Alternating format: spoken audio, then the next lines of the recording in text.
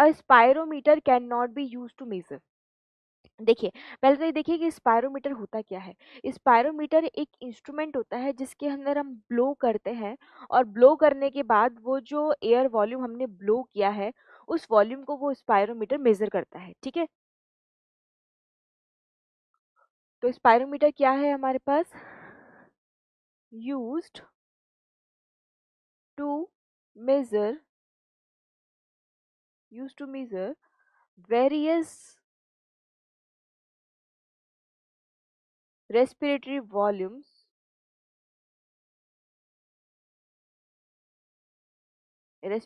volumes and capacities। ठीक है, तो various respiratory volumes and capacities को मेजर करने के लिए हमारे पास जो इंस्ट्रूमेंट है उसको स्पायरोमीटर कहते हैं। और इसमें हम क्या करते हैं, इसमें हम ब्लो करते हैं, हमारा जो वॉल्यूम ऑफ एयर है उसको हम ब्लो करते हैं, तो उससे हम वॉल्यूम्स को और कैपेसिटीज को चेक कर पाते हैं। लेकिन क्या रेजिडुअल वॉल्यूम को हम ब्लो कर पाएंगे? तो हम रेजिडुअल वॉल्यूम को ब्लो करके बाहर नहीं ला सकते।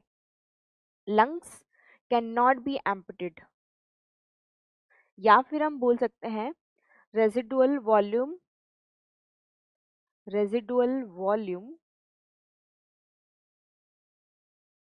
Can not B blown or removed from lungs।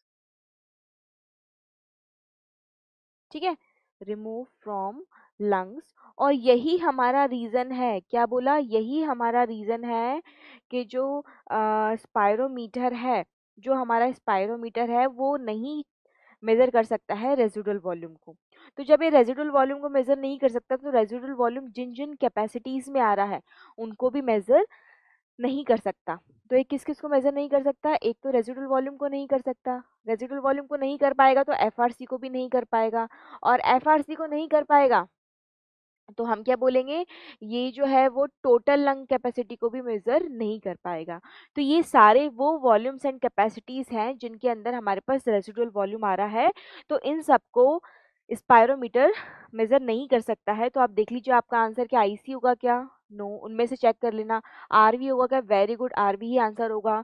ERV भी नहीं आएगा, आईआरवी भी नहीं आएगा। देखते ही टिक करने वाला क्वेश्चन, इजी कैटेगरी, क्योंकि एनसीईआरटी में दे रखा है ये, इसलिए आप इसको देखते ही टिक कर सकते हैं। ठीक है, it is given in NCERT.